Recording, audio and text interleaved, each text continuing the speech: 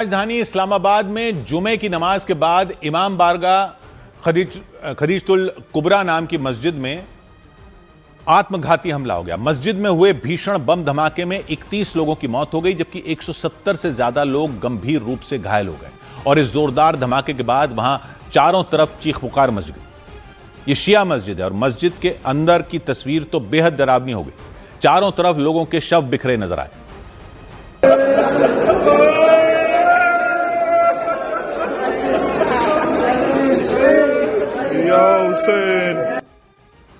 शवों की संख्या इतनी ज्यादा थी कि वहां पांव रखने की भी जगह नहीं बची।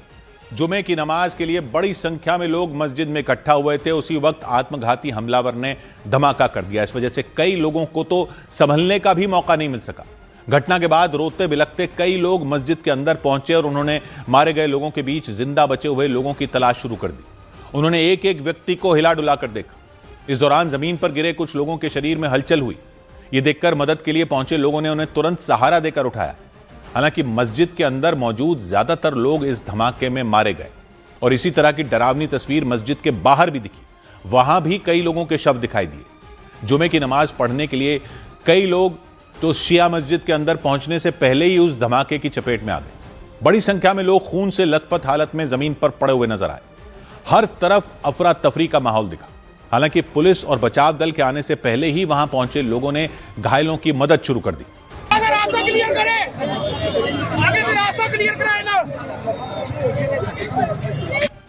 भीषण धमाके में बुरी तरह घायल हुए कई लोगों को तुरंत अस्पताल भेजाया गया।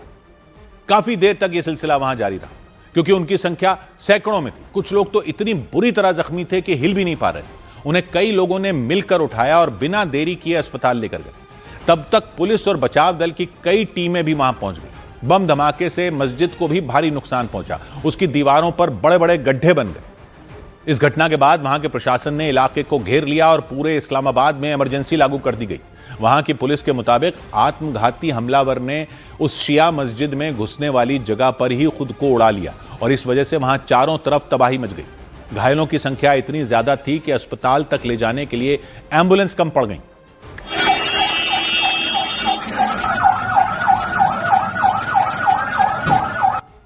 कई लोग तो बम धमाके में घायल होकर सड़क के किनारे भी गिर गए। उनके शरीर से काफी खून बह गया था।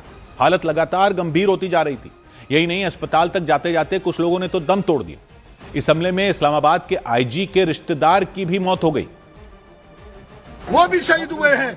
अभी अपने हाथों से उन्होंने यहाँ से उस शहीद की डेड बॉडी उठवाई है और उनके वालिद यहाँ मौजूद थे, वो जख्मी है। थोड़ी देर में घटना वाली जगह के आसपास के सभी अस्पताल घायलों से भर गए। घायलों की खबर लेने के लिए उनके कई रिश्तेदार अस्पतालों के बाहर इकट्ठा हो गए। हालत ऐसी हो गई कि सभी अस्पतालों के बाहर पुलिस के जवानों को तैनात करना पड़ा। और धमाके की यह घटना पाकिस्तान की सबसे सुरक्षित माने जाने वाली जगह राजधानी इस्लामाबाद में हुई।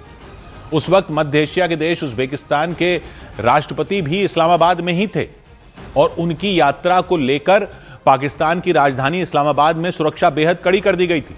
लेकिन जिस वक्त पाकिस्तान के प्रधानमंत्री शहबाज शरीफ उज्बेकिस्तान के राष्ट्रपति के साथ अहम बैठक कर रहे थे, उसी वक्त वहां से करीब 15 किलोमीटर दूर तरलाई इलाके में मौजूद इस शिया मस्जिद में बम धमाका हो गया। इस भीषण धमाके से पूरे पाकिस्तान में सनसनी मच गई। कड़ी सुरक्षा वाले इलाके में हुए धमाके से वहां के लोग सन्न रह गए।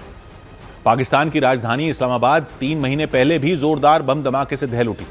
वो धमाका पिछले साल नवंबर महीने में वहां की एक कोर्ट के बाहर हुआ था। उस वक्त एक आत्मघाती हमलावर ने करीब 15 लोगों की जान ले ली थी। और इस्लामाबाद में हुए इस धमाके बाद वहां के लोगों का गुस्सा पाकिस्तान की सरकार पर फूट पड़ा, क्योंकि ये एक तो शिया मस्जिद थी और लोगों ने दावा किया कि सुरक्षा के लिए को लेकर किए गए बड़े बड़े दावे खोखले साबित हुए, क्योंकि जिस शहर में सुरक्षा के सबसे ज्यादा इंतजाम हैं, वहीं भीषण हमले में एक साथ कई लोगों की जान चली गई। कुछ रोज पहले पाकिस्तान के रक्षा मंत्री ख्वाजा आसिफ ने बलूचिस्तान को लेकर बयान दिया था कि वहां उनकी सेना इसलिए नाकाम रही क्योंकि वो बहुत बड़ा इलाका है। लेकिन यह बम धमाका तो सरकार की नाक के नीचे हो गया। हाल ही में ख्वाजा आसिफ ने वहां की संसद में कबूल किया था कि उनकी सेना बलूचिस्तान को नहीं संभाल पा रही। इतना बड़ा इलाका है कि उसको मैनेज ही करना जो है ना, इट्स ए जाइगेंटिक टास्क। आप उसको इस तरह मैनेज नहीं कर सकते। ख्वाजा आसिफ का यह बयान बलूचिस्तान में ताबड़तोड़ हमलों के बाद सामने आया था। BLA यानी बलोच लिबरेशन आर्मी ने उन हमलों में पाकिस्तान के 200 से ज्यादा सैनिकों को मार गिराने का दावा किया था। उस वक्त ख्वाजा आसिफ के बयान से साफ हो गया था कि पाकिस्तान की सरकार बलूचिस्तान की सुरक्षा का जिम्मा नहीं उठा सकती। और इस बीच पाकिस्तान की सुरक्षा एजेंसियों ने आशंका जताई कि इस्लामाबाद में हुए आत्मघाती हमले के पीछे आतंकी संगठन TTP यानी तहरीके तालिबान पाकिस्तान का हाथ हो सकता है। ये उन्होंने, क्योंकि तहरीके तालिबान अफगानिस्तान के तालिबान की शय पर काम करता है, ये पाकिस्तान आरोप लगाता रहा है। और उधर वो सुन्नी सरकार है। ये शिया मस्जिद में धमाका हुआ। इस धमाके के बाद किसी भी संगठन ने हमले की जिम्मेदारी नहीं ली, लेकिन वहां की सुरक्षा एजेंसियों ने इस घटना के लिए TTP पर शक जताया। पाकिस्तान अपने पड़ोसी देश अफगानिस्तान पर TTP के आतंकियों को पनाह देने का आरोप लगाता आया। ये वही आतंकी संगठन है जिसने पाकिस्तान के खैबर पख्तूनख्वा प्रांत में वहां की सेना और पुलिस की नाक में दम कर रखा है। उनके हमलों में पाकिस्तान की सेना और पुलिस के सैकड़ों जवान मारे जा चुके हैं। और उसी TTP को पाकिस्तान की पुलिस ने फितना अल खवारिज के नाम से बुलाना शुरू कर दिया, यानी ऐसे लोग जो इस्लाम की राह से भटक गए हों और जो दूसरे की जान लेने की राह अपनाते हो।